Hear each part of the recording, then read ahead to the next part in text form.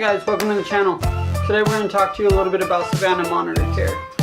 And this is my girl Lily that's going to help me out today. You guys all know Lily. But if you guys haven't, check out my Instagram too and you get behind the scenes on the channel.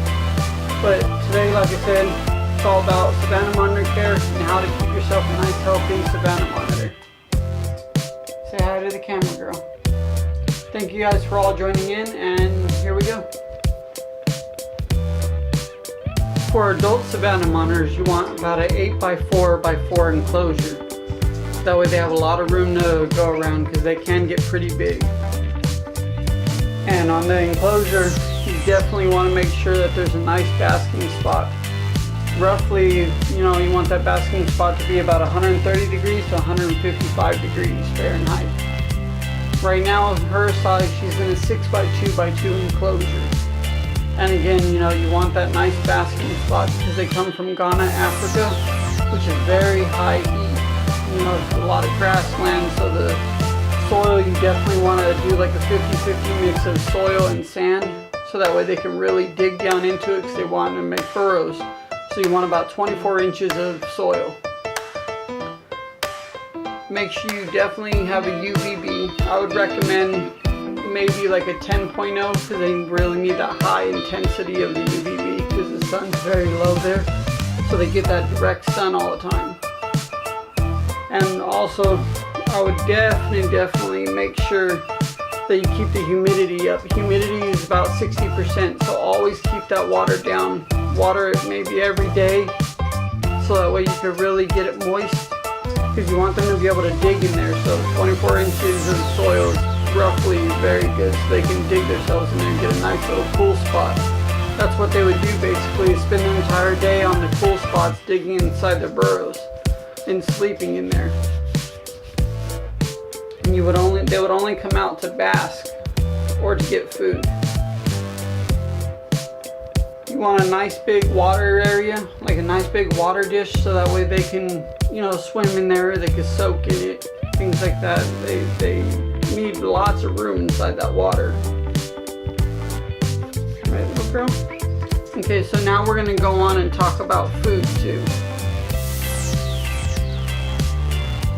Okay, as far as food goes, you definitely want to make sure you're not giving them anything mega fatty. They want kind of a lean diet, but you want some fat in there. But I would definitely recommend roaches, mice, super worms. I would only do mice here or there. Don't do them all the time because that will be fatty. Maybe offer it to them once every 2 weeks to a month. Snails are very good. Crawfish, night crawlers are very good for them. I do shrimp. What else? Salmon.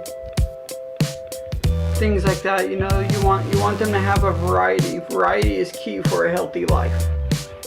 You don't want them to have the same thing of everything. And make sure every time that you do add calcium, and once every 8 days add like about, a good sprinkle of vitamins on there.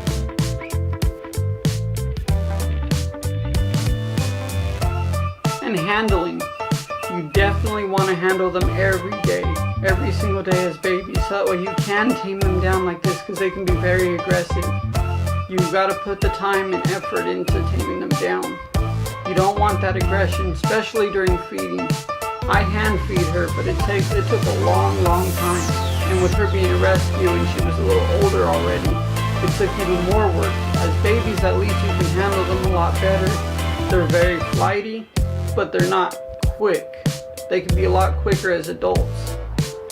But make sure you handle them. What I do is, as babies, I sort of water train them, like give them a bath, and you want the water to be a little bit deeper.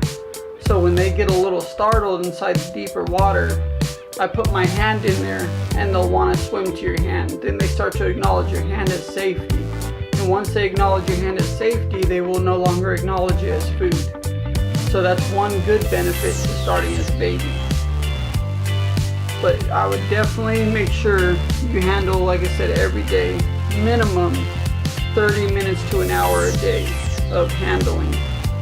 Another good thing to get them used to you is taking your old shirt or something and throwing it in their enclosure so they can get used to your smell. They work really well off of smells. And they're very, very, very smart animals. They're even almost to the point of problem solving. So make sure that you pay a lot of attention to them.